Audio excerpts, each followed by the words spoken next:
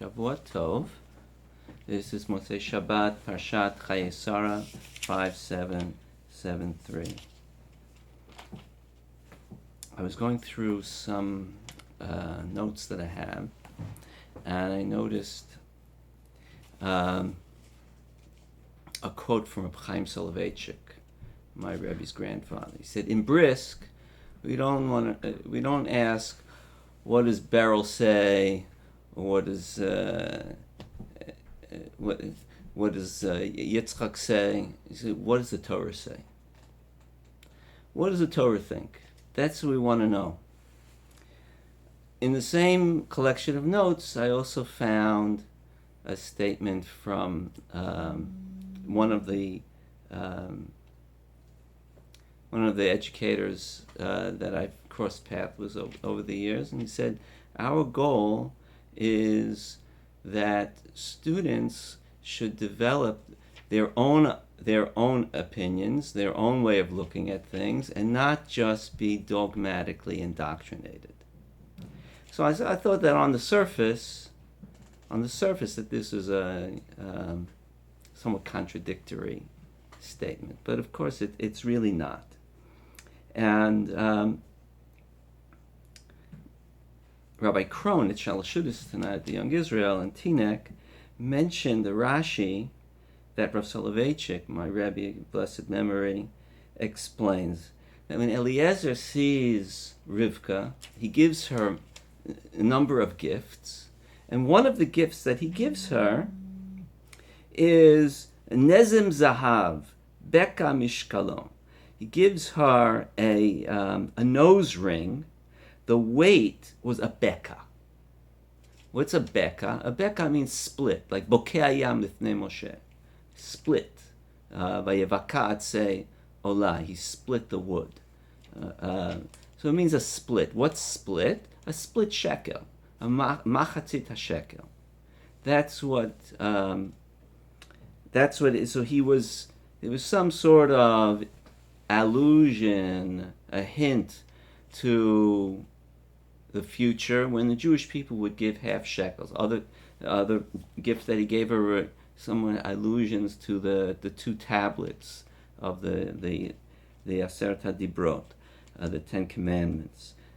Without going into those, but Rav Soloveitchik asked, what is this idea of noting the weight as a split shekel? So he explained that one of the ideas behind this mitzvah that we have in the Torah of machatzit hashekel, of giving half a shekel, that in order to count the Jewish people, and even not to count the Jewish people, it was a mitzvah every year to give half a shekel. Why half a shekel? And the Torah says a wealthy person cannot give more, and a poor person cannot give less. What's the idea? The idea is that every Jew has to see himself as a half shekel. I have something, but I'm not complete. I have shortcomings. I have what to learn. As Ben Zoma says, Ezu chacham halamed mikol adam. Who is a truly wise person? Someone who can learn from everybody. So if a person sees himself as incomplete, so then he can learn from others. And this is something that Eliezer was looking for in a wife from Rivka. The main thing is to look at a person's midos, their character, their personality traits. It's important in the shidduch. Midot, midot, midot. Like real estate agents say location, location, location. Shadchanim say midos, midos, midos. And look, what is the quality of the person? Fact is that Rebecca grew up in the household of idolaters. But Eliezer was able to discover her good character, how giving she was, how generous she was, that she was ready to have people come into the house. They were open to people, open to considering other people's ideas. What she had absorbed until now terms of her ideas. They may have been pagan ideas. We don't really know what she believed, what she didn't believe. But Abraham knew, and this is what Eliezer was trained for, was that she was a person who could learn. She was willing to invite people into their homes, weren't afraid, and they didn't say we're also so aristocratic that we don't have room for people in our lives.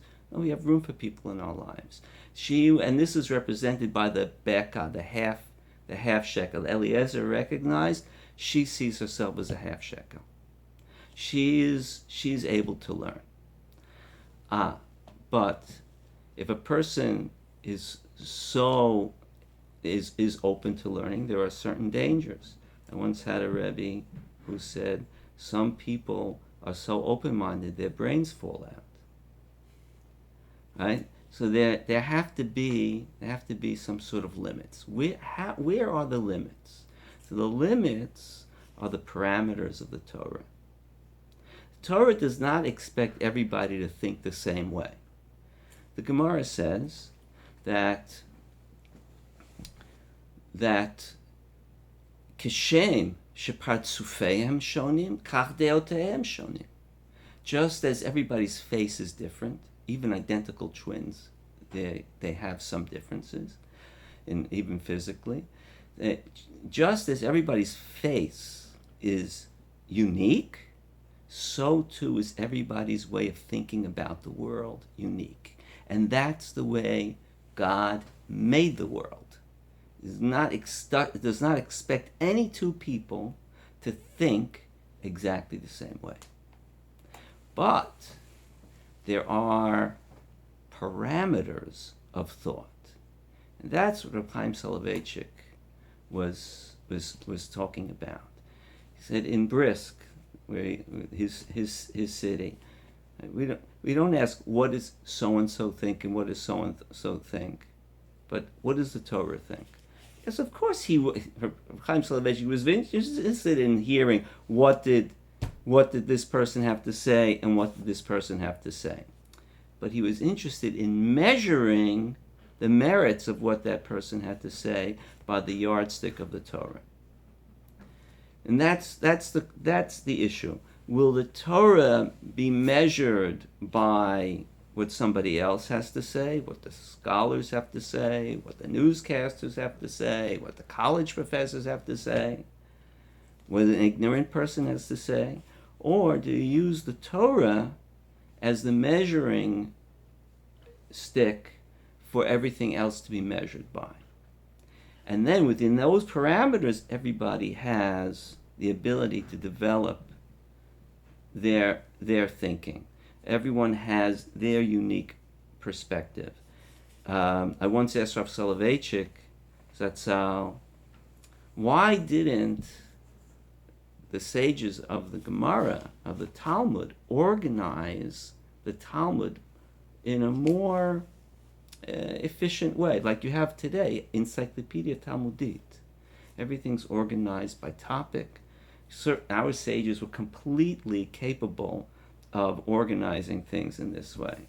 So why didn't our sages organize things? Why do you sometimes have to go to 1, 2, 3, 4 different sources in the Gemara, maybe more, in order to put together a topic?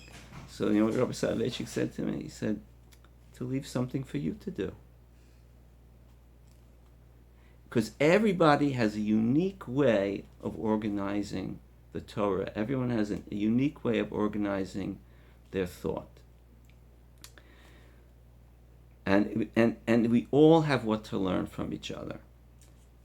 Our commentators say, well, what about even from a wicked person? You can also learn from that person what not to do. A person can learn from somebody's ideas what's not an acceptable idea. So may Hashem bless us that we discover our unique way of receiving what Hashem wants to give us and our unique way of showing it and broadcasting it, and that He guide us in his pathway, with that we be able to understand our lives and our purpose and the world in which we live from within the parameters of the truth of the Torah, and within those very, very broad parameters, gain clarity and bring each one of us, our unique perspective to the world. And then that's where achdus can come from. That's where unity can come from. To have I don't remember who said it, but they were with Rabbi Adin Steinsaltz. Said if everybody thinks the same way, you don't have unity. You have uniformity.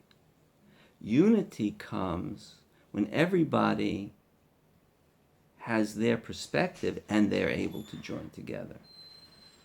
That's unity. That's achdus. And that's what Rav Soloveitchik explained about the 12 tribes of Israel, that each one is like a nation. Each one of Yishmael's tribes was a nation. Each of Esav's tribes became nations. But each of Yaakov's tribes was a tribe that all 12, each one with their unique quality, came together to form one nation. And that's the idea of achdus, where everyone has their unique qualities and yet are able to come together with their diversity to create a unity. Now Hashem bless us, says shalom b'mromav, and that's what shalom is. Shalom is this harmony that is created, in which everybody's unique talents are integrated. And that same root is for shalom, is the root word of shlemut. Individually, we seek a type of shlemut, which is, I think, poorly translated as person looks for perfection. Nobody's going to ever be perfect. But the person can have shlemut in that they recognize all the diverse qualities within themselves and integrate them into an integrated, unified personality. That's true on the individual level, it's true on the national level, and Bayom Ahu Yeh Hashem Echad U'Shmo Echad will be true on the level of the entire world. Be'ezrat Hashem, B'mher B'yameinu, Shavua Tov.